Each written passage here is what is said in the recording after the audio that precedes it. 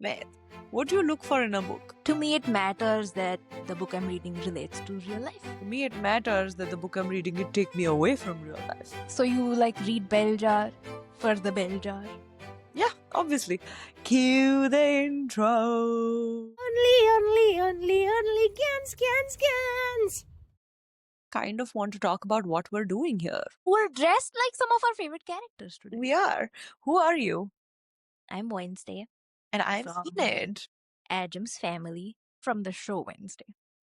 Happy Halloween month, everyone.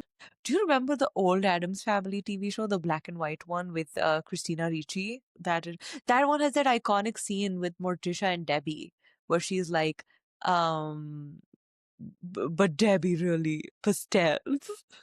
I love Morticia. She's such an icon. I grew up with the Sabrina the Teenage Witch, the original TV show. It was very popular. I used to read a lot of Archie's comics growing up, which I would buy from my Raddiwala, because you couldn't actually get them where I lived. Who's giving them to the Raddi?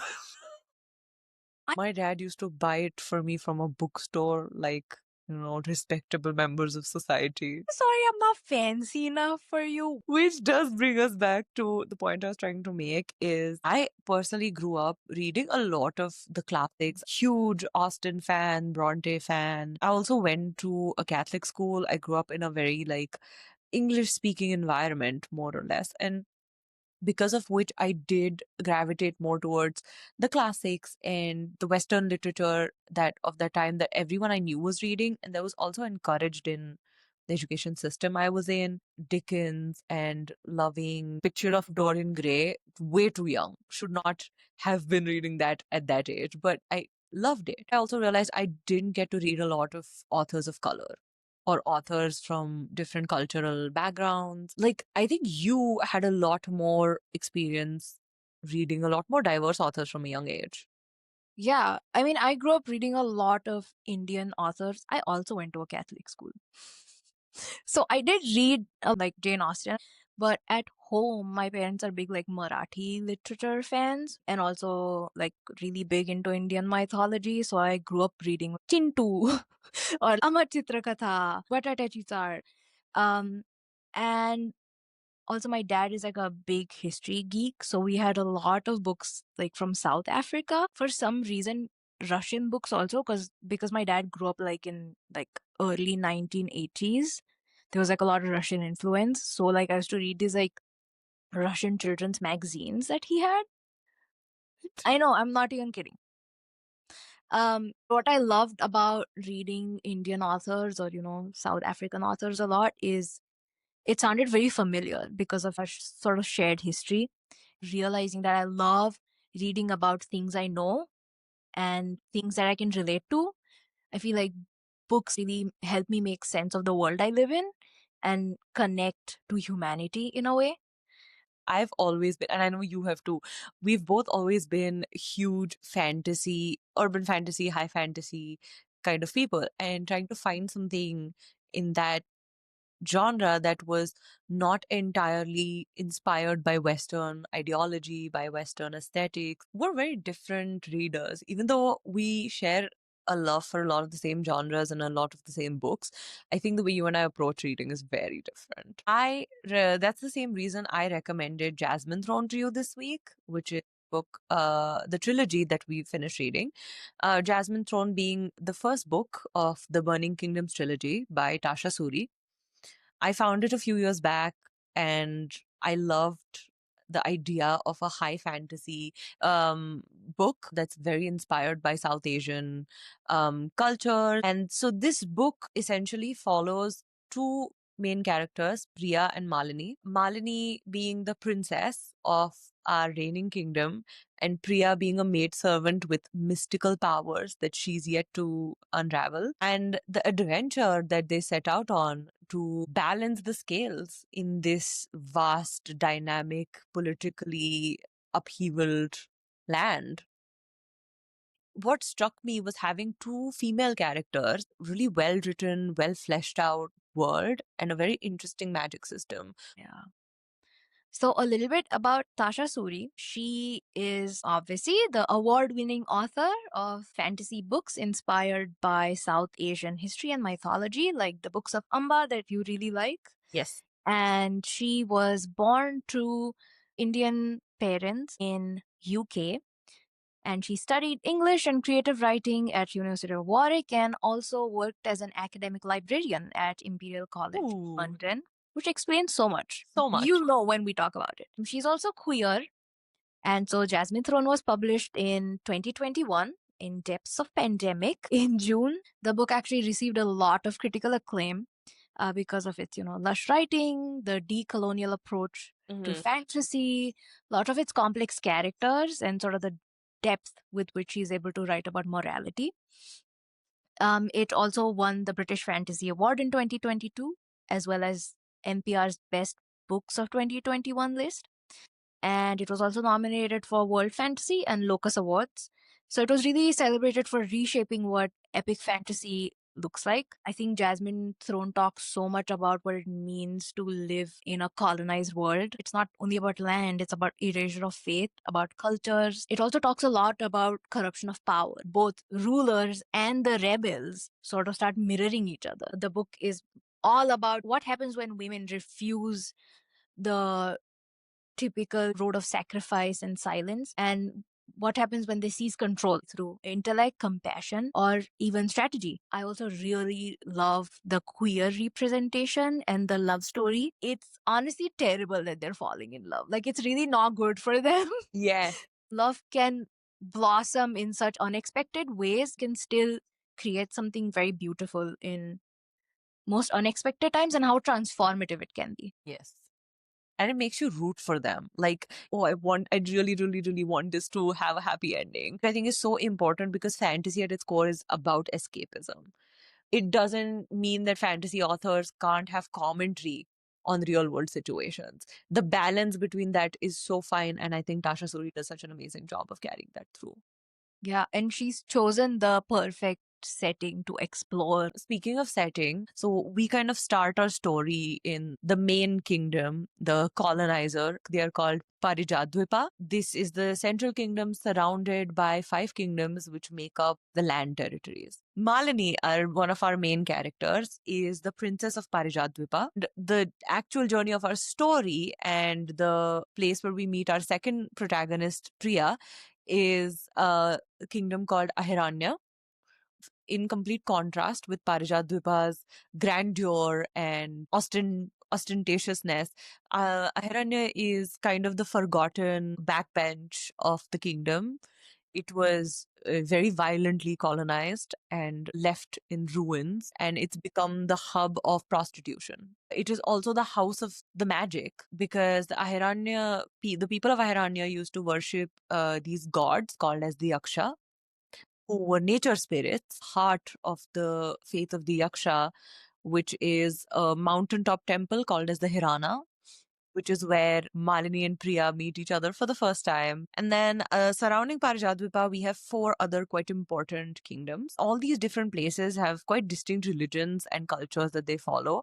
So Shrugna is a smaller kingdom, and one of the defining things about Shrugna is they have this monastery known for its lacquer gardens, which is highly flammable and very dangerous place to live in. And that's where the monks choose to spend their lives. Next to Shrugna, we have Alor. Yeah, and this is also where the nameless god is from. Yes, so the nameless god is from Alor. Next to Alor, we have Dwarali. We don't learn much about Dwarali in the first book. Finally, we have the kingdom of Saketa, which is considered very different because the people of Saketa they are party people, and they believe in a good wine and a good meal and a good time. So Saketa has a very widespread royal family. They have a big joint family. My favorite detail is because in the books they provide a map in the beginning for reference. And so Parijadvipa being the center, the other kingdoms are shaped like petals of a Parijat flower around it. And they essentially form a giant continent in the sea. Yeah, it's an island.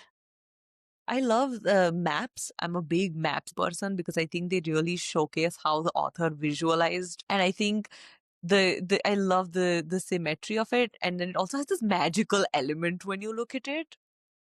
What's that website you used to use? Like you made your own maps? I think it was called Inkart or something like that. I've tried a bunch. This is why I have not published a book, is because I spend way too much time playing with things like this. If I do have to publish a book, I would need everyone to know it was because you held a gun to my head. There was an actual weapon. I don't want to say I'd do it, but I don't want to say I wouldn't do it, you know?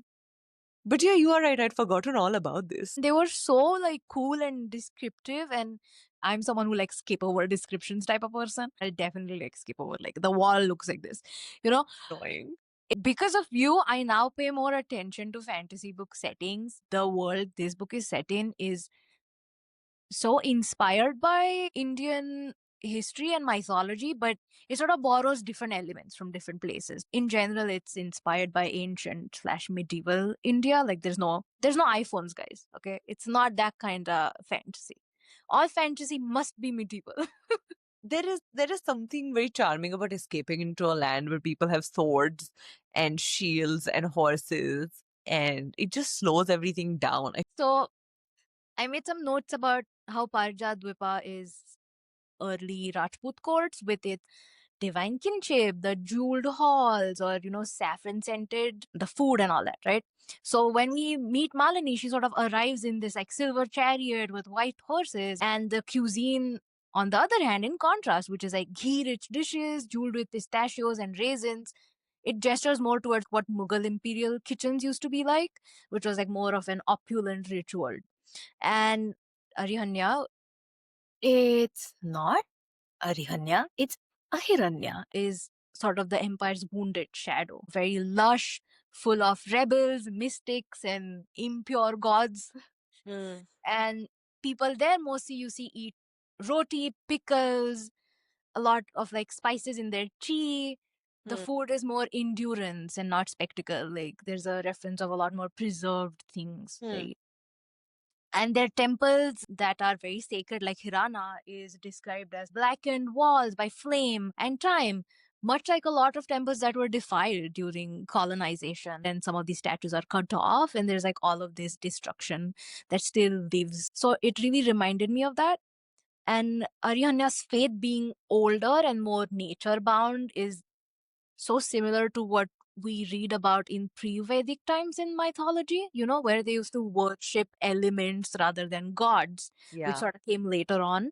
So the Yaksha, they're the spirits of nature, of soil, water, growth. At first, this faith, like an antidote to Parajatdvipa's Mother of Flames, which is based on self-immolation. But Suri is very quick to unsettle that illusion that we learn about temple children, which are these blessed children who are taken from their families very early on by the Yaksa elders. And they have to go through these deathless waters, which are very scary waters that engulf you. And if you make it out alive, you're like once born person, okay? And then you come out second time, and it's sort of like the hierarchy is very short, but it's still there. So these kids are so used to death and sacrifice. Everything is a sacrifice to sustain the system of power that religion creates. It's not necessary that the Yaks are better than Parijadvipa's very orthodox religion. And I really like how the magic she showed with Yaksa is also like wild and life giving, but is very extractive. The idea of hollowing, of how people have to empty themselves to give space to their gods, it really reminds me of very unpleasant things about our religion and culture. It shows you that magic is not always moral and that sacred doesn't mean kind. She really dismantles the fantasy of purity. Everything that is sort of a miracle, if hoarded and worshipped, can really curdle into consumption. So the rot is like a disease. It's a blight that infests people, mostly in Arihanya right now that we hear of, where it's life mutating through algae, like flower bursting from people. A lot of it is to depict how once the living magic that used to exist in Arihanya is now severed from its source. So now it turns on itself. So it's literally like you become Groot, kind of. but not in the fun, nice way. Tasha Suri has said that she sort of was inspired by that book, The Sick Rose, which is a tour through the golden age of medical illustrations. This book has really close details of what bodies look like infested. Overall, I just love her choice of using this as the backdrop. And it's really significant because we have a long standing maybe culture or trend, especially in the Western fantasy. They really use non-European spaces as something exotic. Like it's a throwaway line, there's one character from it.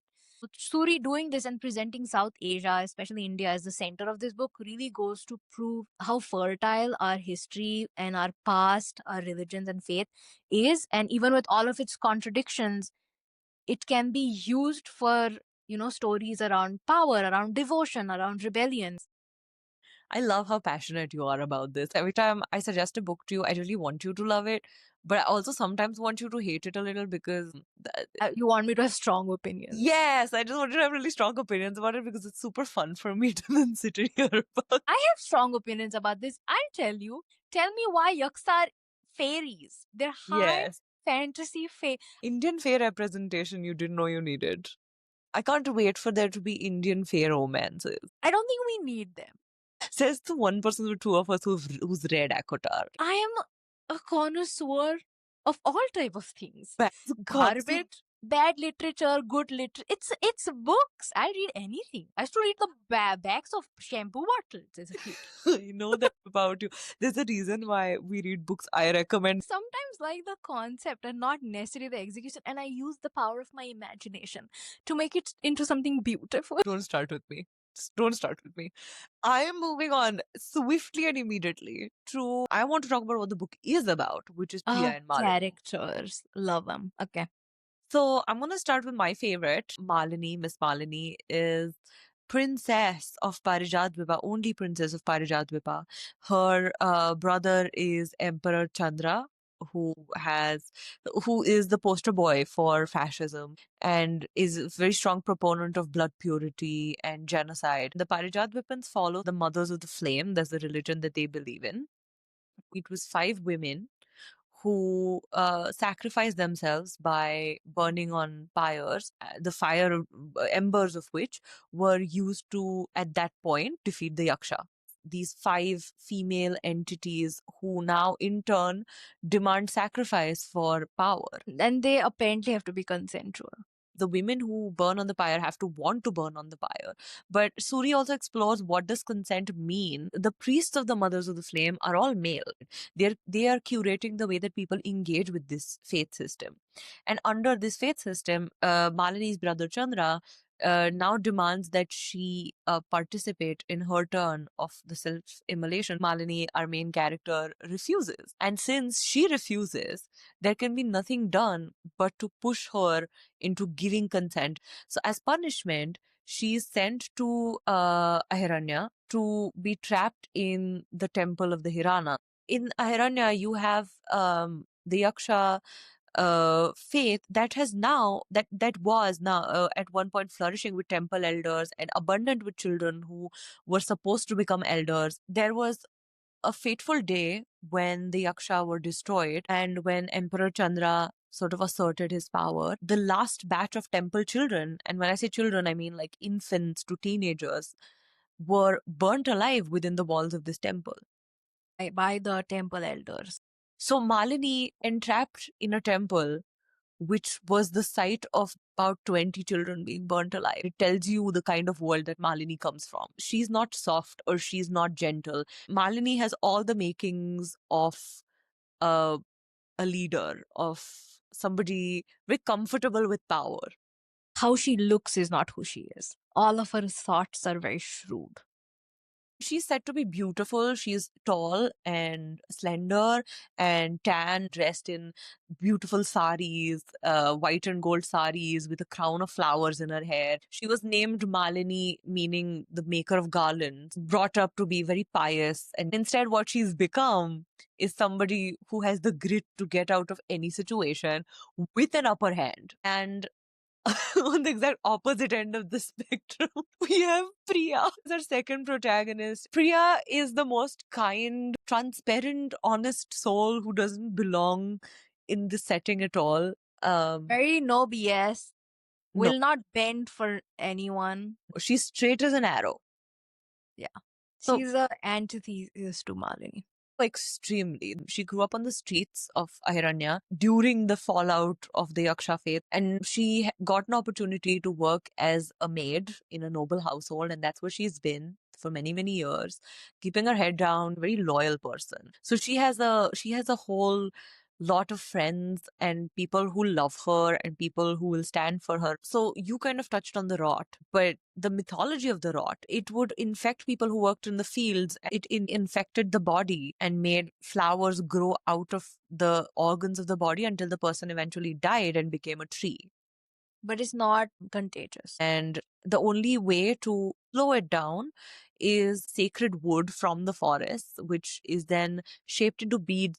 And it is so rare and so difficult to get. So, what we see Priya doing is going to the market, trying to beat the crowds and get some of those beads to then distribute it among the poor children who have the rot, knowing eventually the beads need to be replaced with fresh beads. She can't help but do it. That's who Priya is. It's unfair that Malini got her hands on Priya. Hey, no. It's very sweet. Like, they're both two women who used to be very powerful and have since lost, like Priya being a temple child to no longer having any authority, and Malini from being a princess to essentially being a prisoner. Priya was one of the temple children, and she somehow escaped the burning when it happened, along with an elder brother, since has disappeared and thought to be dead. Ashok, he left her in the care of our favorite character, uh, Bhumika, a daughter of a noble family in Ahiranya, who was also a temple child. Bhumika ended up marrying a Parijati general. Yeah. He's now the regent of Ahiranya. She is very quiet, very docile, pregnant with her child, very soft-hearted. So every rot-riven, poor, needy person in Ahiranya is quickly adopted into her service and so extremely loyal to her. Nobody knows that Bhumika used to be a temple child. Priya resents Bhumika for being more powerful and having a better life, not understanding that Bhumika is trying to just keep her safe. Also, not Bhumika telling Priya to stay away from Malini because nothing but trouble. Yep. And does Priya listen? No. Malini, she is dosed with something called as needle flower, which is essentially a sedative and keeps her unable to do much. Administered by her handler slash caretaker called Pramila. Pramila had a daughter who was one of the girls who burnt on a pyre. She's grieving, so she is very bitter in general as a person. I hated her. But it's like hurt people hurt people. It is. And it also shows how religion can really indoctrinate people. She was okay with, her daughter dying. Even though Malini refused, they still burned. She could have stopped her. There is certain scenes with her. No, you feel for her. Yeah. I think her being there is kind of the reason Malini and Priya get closer, because Common enemy. there's a common enemy. There is things happening in other parts of the kingdom while they're romancing in an abandoned temple.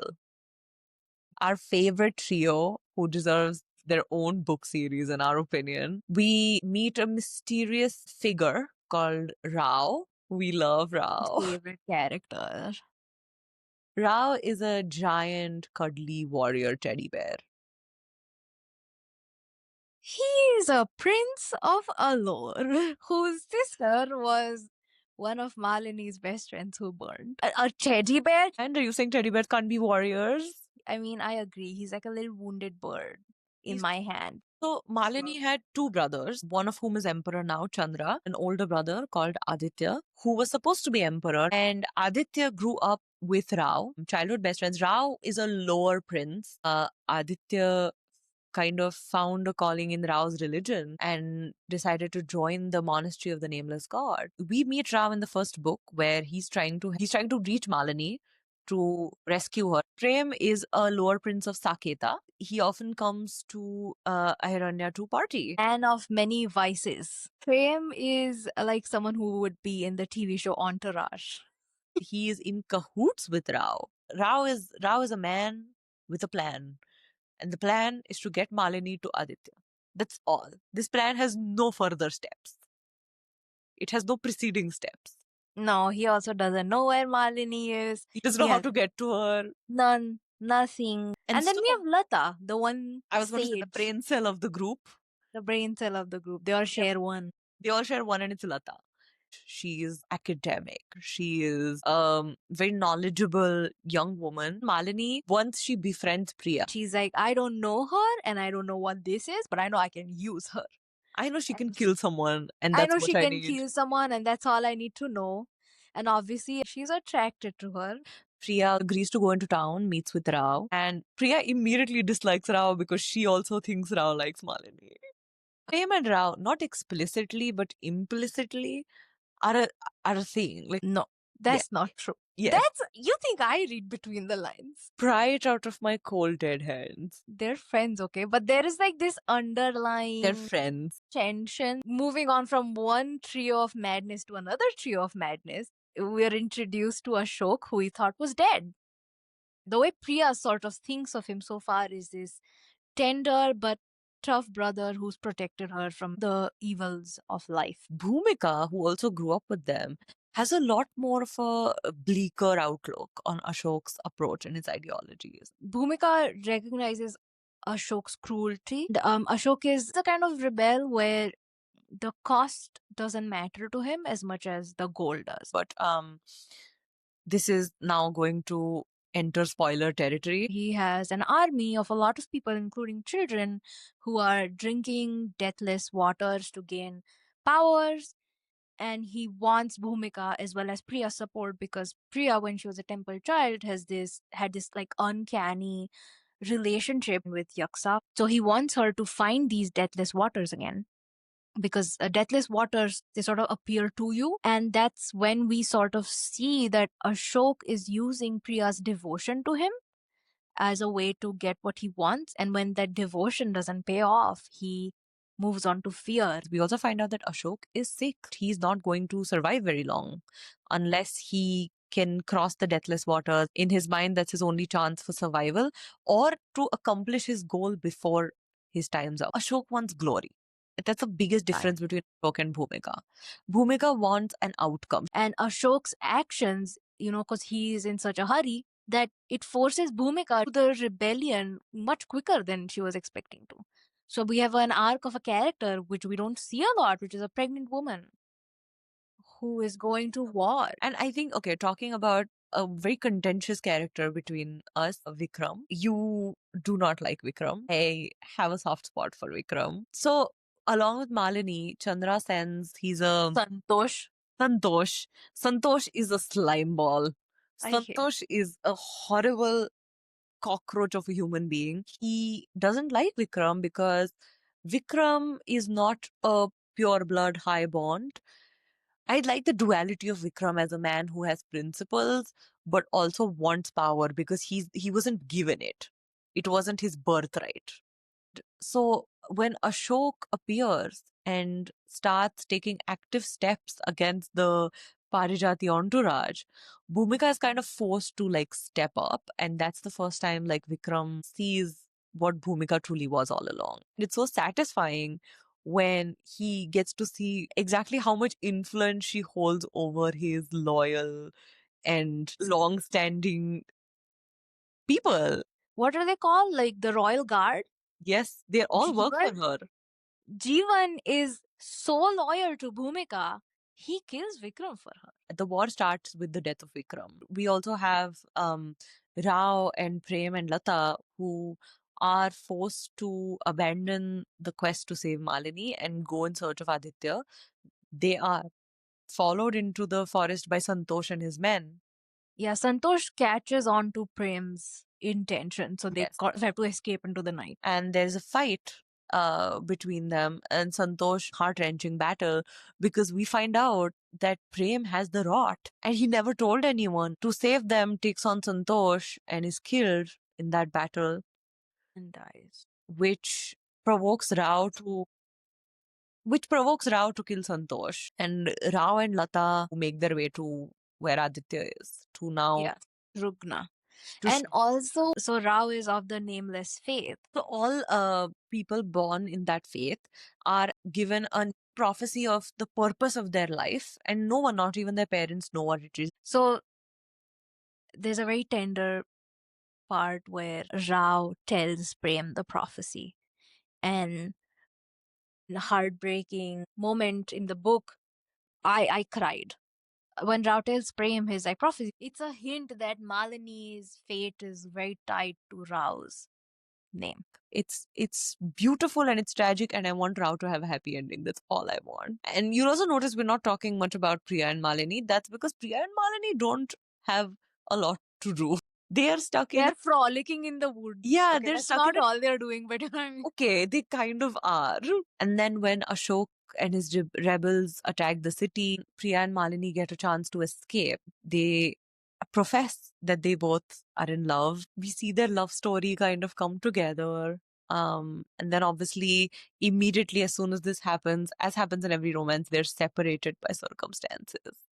immediately, Ashok has to be the third wheel. Ashok needs to know who his sister is going to marry at the end of the day. Like, Ashok has vested interest in the way this plays out. So, That's not why he's there. He's I- there to kill Priya. I know, but I'm going to pretend otherwise. Priya Are finds you writing fanfic in real time?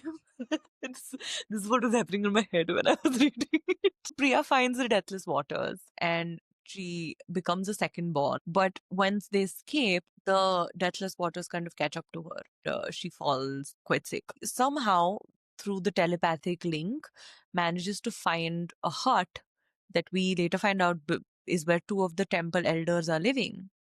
Yeah, Chani and Sendil, the elders, they escaped, but they were not able to find the waters again. A lot of the other elders contracted the rot and have since become trees in this field. So the last of the elders are also dying. And Ashok he's trying to get to Priya. And when he meets Chandani, he implies that Chandani might be Priya's actual mother. And that was like so shocking to me. I was like, So a And lot then of he Priya's kills- magic they mention is because Priya is the only temple child ever to be born inside the Hirana, which is the temple. She has this ability, which is why Ashok wants her, because he wants access to the water to convert all of his followers into firstborn. Bhumika shows up.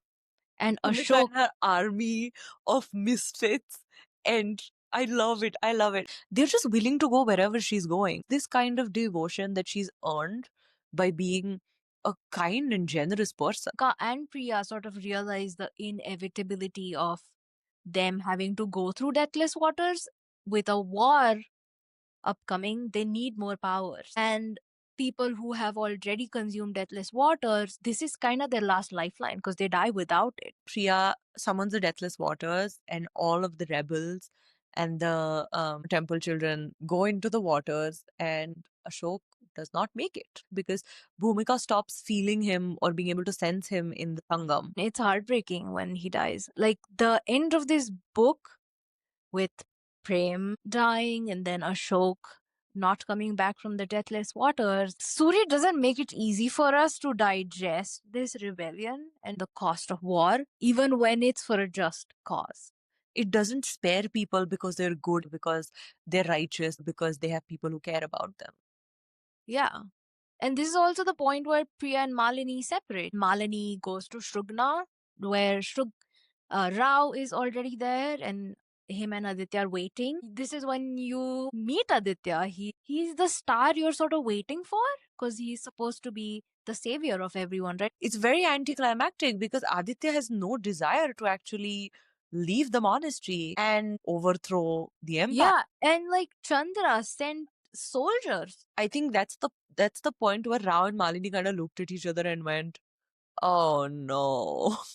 Bro, And I think to a certain extent, both of them knew that Aditya wouldn't be the typical, maybe, like he can try the best he can and then we'll be his aides So to take over. Malini is convinced that she can convince him. His desire is not tied to kingship, it's tied to his sister. Yes. But I will say that Malini doesn't agree to it because she thinks Aditya, or what I believes in Aditya, is because she knows she can wield more power if he's That the is emperor. That is true. The king who will come is not Aditya, it's the Aditya Malini paints him to be. Parijat Dwipans to coming to the monastery, and like I said, it's a Yeah, lacquer. they're like seeing them from afar. Yeah, it's a lacquer garden. So it's Malini's idea that we leave some people behind who are visible. Aditya has to He has to fire the first. he has to fire the first arrow. It's not only he hesitates, but him and Rao are both baffled that Malini suggests it. Yes. Malini says, like, you guys hold your morality as some sort of a treasure when this is misplaced. In a dark forest, and she's surrounded by men and who are looking for guidance, who are looking for direction, and Malini at the helm of it, saying, but she says, I am a descendant of Divyanshi, I am blood of Divyanshi. I was christened at the feet of her statue. She picks up his arrow, she picks up the fiery arrow and shoots it at the lacquer garden, setting the first flame. From the beginning of Malini surrounded by burning pyres of her childhood friends, refusing to be part of that fire, being imprisoned in a temple that was a site of burning children. She's surrounded by these violent iconographies of fire. To her, at the end of the book, claiming that iconography. Yeah. The contradiction of the priest trying to burn her at the beginning of the book to her burning the priest. The garden burns and the Parijati soldiers are perished, Rao declares that he has to announce his true name. So, just pulled up the book real quick. So Rao says to her, when she is crowned in jasmine, in needle flower, in smoke and in fire, he will kneel before her and name her. He will give the princess of Parijat her fate. He will say, name who shall sit upon the throne, princess. Name the flower of empire. Name the head that shall reign beneath a crown of poison.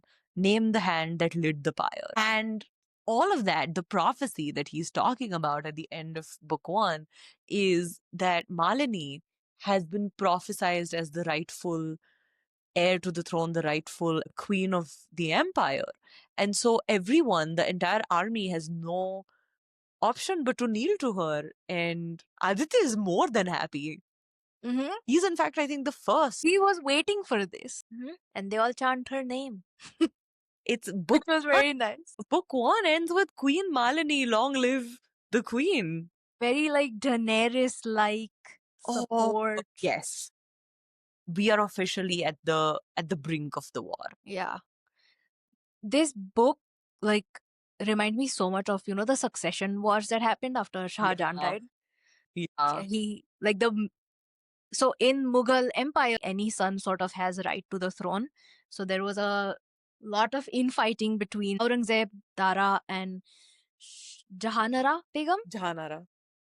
And she was a very, very powerful woman. She had her own palace she lived in. And she was called Lady of the Age and everything. And Suri talks about how she has sort of drawn from her, along with some other, important women from the Mughal Empire, to talk about how much power they wielded and how it is very un-European and very specific to this history. Yeah. To have that sort of arc. Chandra, Aditya, and Malini. So much like Aurangzeb, Chandra is very conservative, religious, very ruthless. Malini says this, I know you don't know Aditya, to Priya. She's like, I don't know if you know Aditya, but I can tell you that he's not an idealist. And idealists are by far the most dangerous rulers, which is kind of what is commonly a notion held about Aurangzeb, a very pious, religiously fanatic ruler. So Aditya, on the other hand, sort of reminds us of Dara, who was more liberal and open-minded and was supposed to be the emperor according to Shah Jahan's wishes, but doesn't become one. And Aditya mirrors that because he goes and becomes a priest of the nameless god in Alor. Yeah. And he is the shadow that falls on the book because he's someone that we are trying to find the whole book. Like Siddhartha, before his enlightenment as Buddha, after looking at his palace, sees all the luxury and the order and witnesses like a death procession, and this suffering makes him really uncomfortable with his life, and he leaves, right, to seek enlightenment and also very similar become a priest. So Aditya's choice feels like this awakening, but you don't feel good about it. He is morally opposite to Chandra, who's literally burning people to prove purity. But Aditya, on the other hand, is seeking a god that literally has no name, like no hierarchy, literally like no temple. It really makes you think, in a war-torn world, is withdrawal peace or is it more privilege? So there is a sense that you feel he's escaping rather than withdrawing into priesthood. So that really makes you uncomfortable. And so when you look at Malini, she obviously reminds me of Jahanara Begum because Jahanara never married. She had all this like Yeah. extraordinary power. Fun fact about Jahanara, she actually designed Chandni Chowk. Yes. Malini doesn't stop herself from manipulating people. She will lie about the girl that Priya killed. She will use every face that she can put on. And I love when she looks at Priya, although obviously I think she's attracted to her and there's a romance arc. The first thought she has is, I can use her. Yeah. So to Malini, like love, affection, even faith is a way to manipulate to get her way. So that's why I love when she says, I still live despite faith and flame. Yeah. Yeah. Because Malini is named after Draupadi, right? Garland weaver. Like Draupadi, who was famous for being caught in impossible situations, who's like derobing in the court publicly, started Mahabharata. Malini's refusal to burn begins this rebellion. Yeah. So Malini is resilient like Draupadi, and she's also very authoritative, the way one would imagine Jahanara Begum to be. Priya's journey is like much quieter than Malini's, and like Priya is everything that is not important to the empire right now.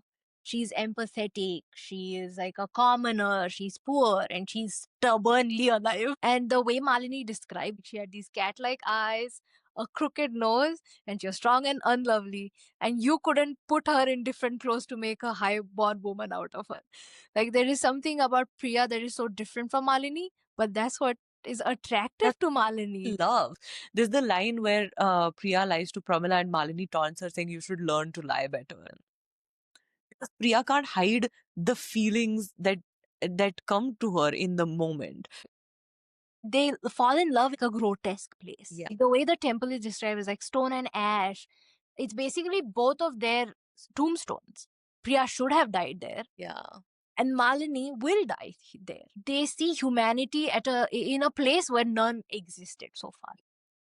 In the ruins, like somehow, like the most radical thing here is when love is rooted in empathy, in recognition, it can become like a form of political rebellion. Dissent, yeah. Their love pushes them. Like there's a lot of contradictions. Like this is not the only relationship. Like when you look at Bhumika, who's one of our favorite characters, Bhumika, who's pregnant at this point, like her body is literally like producing new life as she plots demise of an entire empire. Yeah. Bhumika's approach to battle is I want to replace the thing that's causing damage. It's a difference we largely see between the way that men and women look at objectives of power structures. Suri shows us how the most ordinary men can create extraordinary cruelty. How just people doing very small things and contributing to a system has led to this. Santosh is such a perfect example. It shows you that empire doesn't really need villains, it just needs few people to listen and to follow. So Ashok is like corrupt idealism. Both Ashok and like Chandra are similar and different in that way that Chandra is obviously a fanatic, but Ashok thinks he's better than that. Yes, you want to free Arihanya, but at what cost? And the cost to him, like, he's very easily persuaded. Like his moral conviction becomes brutality that he's not able to see. Let's talk about my favorite character. Rao. He makes the active choice of being part of this rebellion. He could go to Alor, be a prince, it'll be fine. Aditya doesn't really want to be an emperor either. He could abandon his destiny. Whatever. I don't know. But he's such a devastatingly human presence in this book. It breaks my fucking heart. He's just lost his sister. He's lost Prem.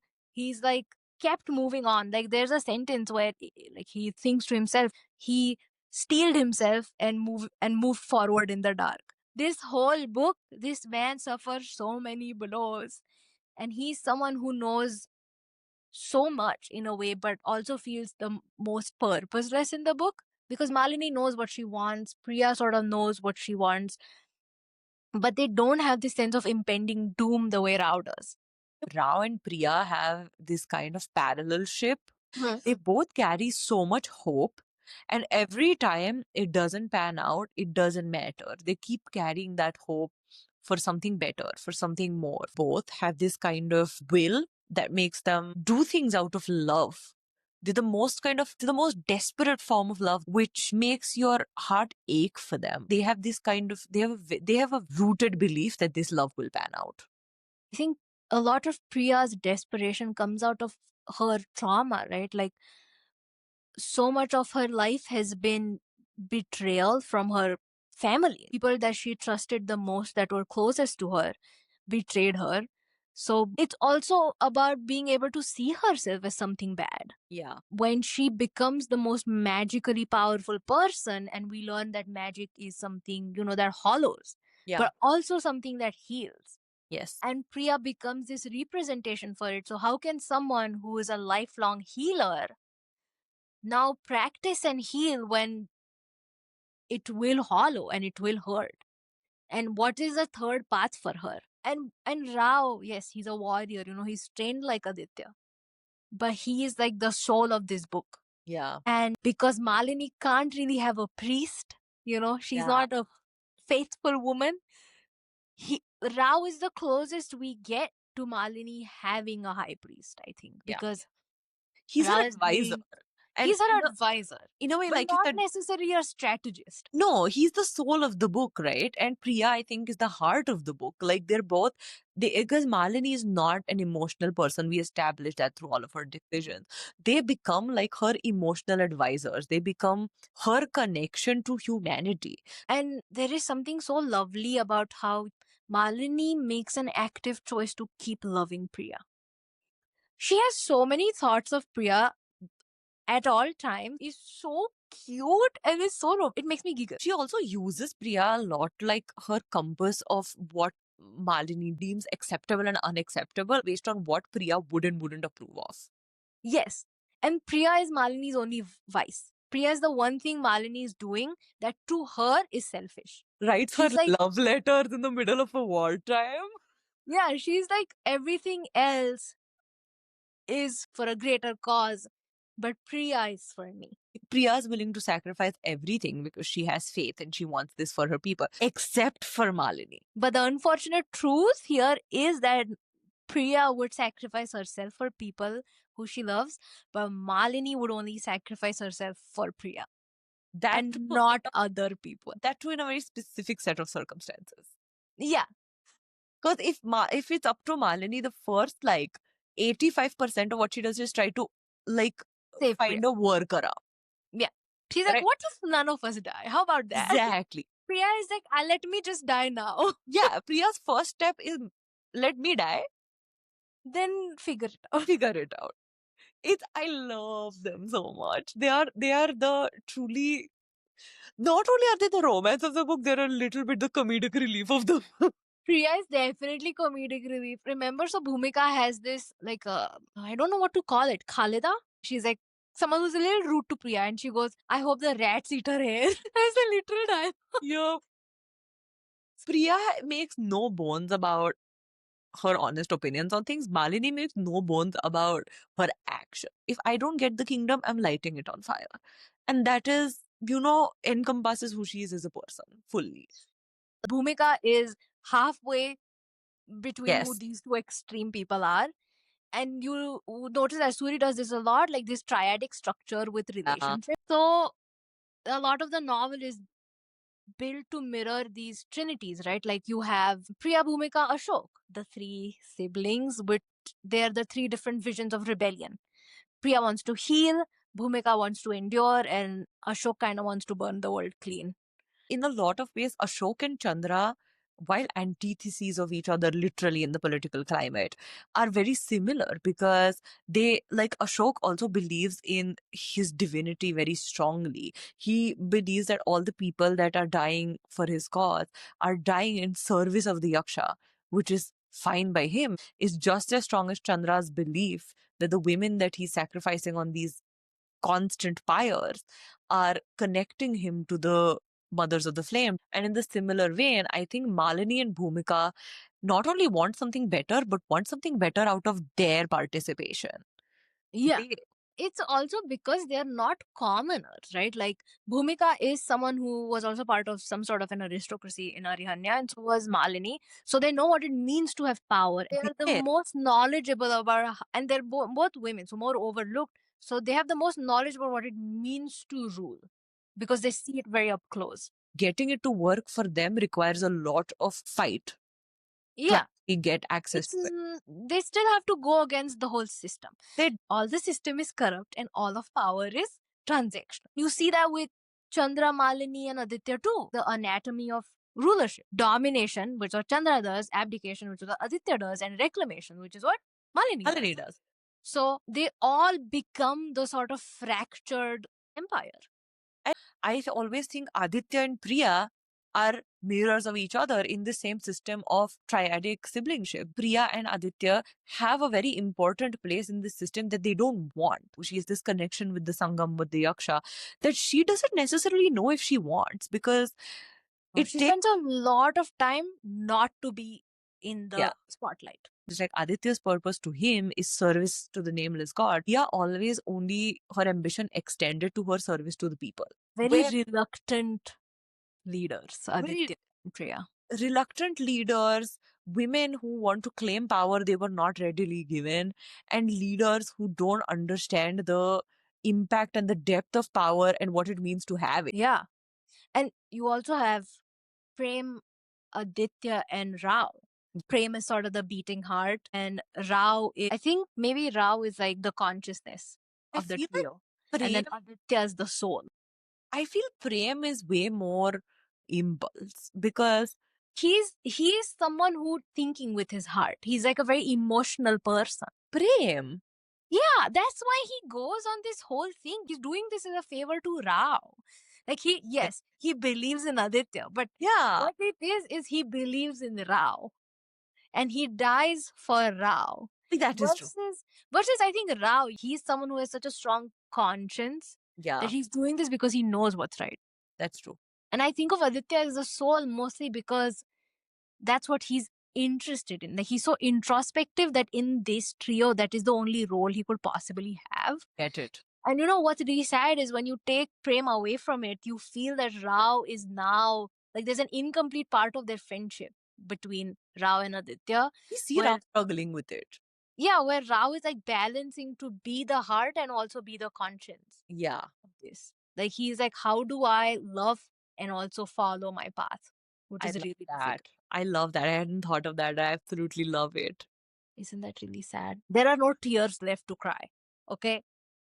Like Ariana says. I feel like a lot of Suri's brilliance in her lack of willingness to simplify a lot of this resistance, like how intergenerational and collective any rebellion is, and how it almost always comes with, a side of tragedy, and how history isn't necessarily always made by people who win, but rather who endure. I love the way that she never sets out what conclusion she wants you to make. Right? Like she doesn't go around and explain exactly the ins and outs of it because in honesty, religion is something that evolves with the way people interpret it and the way people connect to it. Like Mothers of Flame stood for sacrifice, Yeah. and they use this as the last way to defend their people. When you look at Chandra and when you look at what followed in Parijadvipa, you want other women to follow in the sacrifice when the whole reason they self-immolated is to avoid sacrificing their people. Especially in religion like Hinduism, we do hear a lot of things like, oh, our religion isn't oppressive because we pray to goddesses and goddesses form a very integral part of the pantheon. But the worship can't be used to oppress real women. Yes, like looking at women as something divine and pious dehumanizes them. And Exactly. that's exactly what happens with Malini. Like Chandra views her as something pious and divine that it needs to burn. She becomes an offering to the god. She's no longer a person. Like the difference between her and a garland of jasmine flowers burning on the pyre is negligible. She's literally called a garland weaver. She is supposed to be an offering. There is so much like beautiful descriptions about Malini's clothes too. Even the men, like, first of all, Prem, I can talk about Prem's fashion and his like wardrobe for ages. The colors are so vibrant, like the peacock feathers, the muslin fabric. You look at Bhumika's, her room in the palace is like a rose garden. It's called Rose Palace. How she describes Hiranyaprastha, how she describes like the dirt in the city in Hiranyaprastha, where it's literally like people have just given up and now it's just like they put a fence around the trash. Yeah. How Priya almost gets killed in a stampede in the first 3 pages to get something. Everyone in the book loves chai. Yeah. Even Balini, Priya, every single person, no matter where they're from, who are we without chai as people? Priya comes back after a long day. She's sopping wet and she goes and sits next to the cook and has chapati, pickle, and chai. It's so me. Cardamom. Yeah. And then also at the end of the book, when we go to Shugna, where the monastery is, it's beautiful. Very simple. Yeah, it's a safe house for them in the moment, but it's made of lacquer. It is the place where a decision has to be made.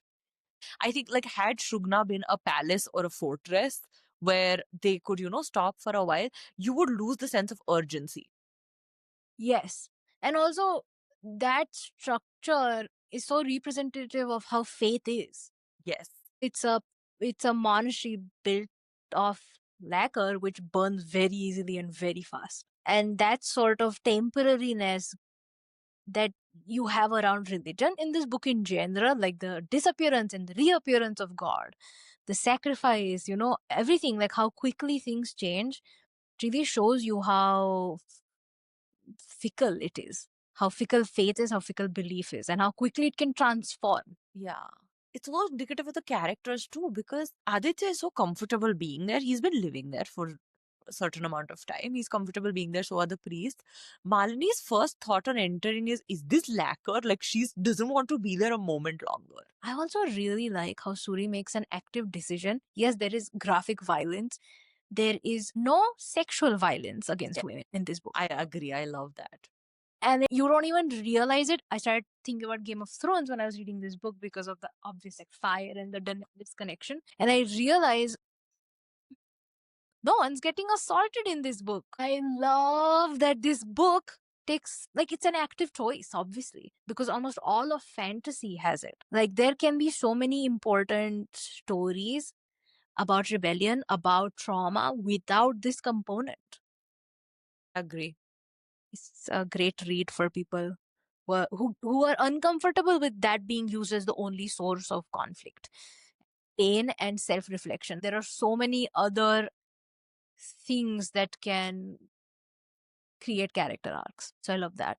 And I also love there are so many characters that you see this world through. You sort of build a puzzle, but I don't think it's confusing. It also creates a way more complex world for you to immerse yourself in because nothing is surface level. There is depth to everything, whether it's expressed or implied. And it kind of brings us, full circle to the wonderful world of Tasha Suri that we've decided to dive into. Well, so this is a very long review, as you can tell, because we don't agree on everything. We have our very different favorite parts between the two of us. So, okay, to conclude, Jasmine Throne, book 1 of the Burning Kingdoms trilogy by Tasha Suri. What do you rate it on our rating system of top shelf, middle shelf, bottom shelf? I definitely think it's top shelf. I would give it a solid 4.5 out of 5. Ooh. And I'm taking away the 0.5 because some deliberately slow pacing in the beginning of the book. I wish we got to know more about the other cities in the kingdom. I agree. Big top shelf for me too. I would give it a 4 out of 5 because I would want to see a little more happening with Priya and Malini in book one. They got a little sideline. I feel like, especially when we talk about Dwarali and Shugna a little bit at least, but Dwarali and Saketa in general, we don't see much of their culture. We're kind of done for this segment, and we will be back with part two. If anyone is currently reading this book, or if we inspire you to read this book, let us know the name of Pramila's daughter and let us know if you like this. And we promise to keep getting better.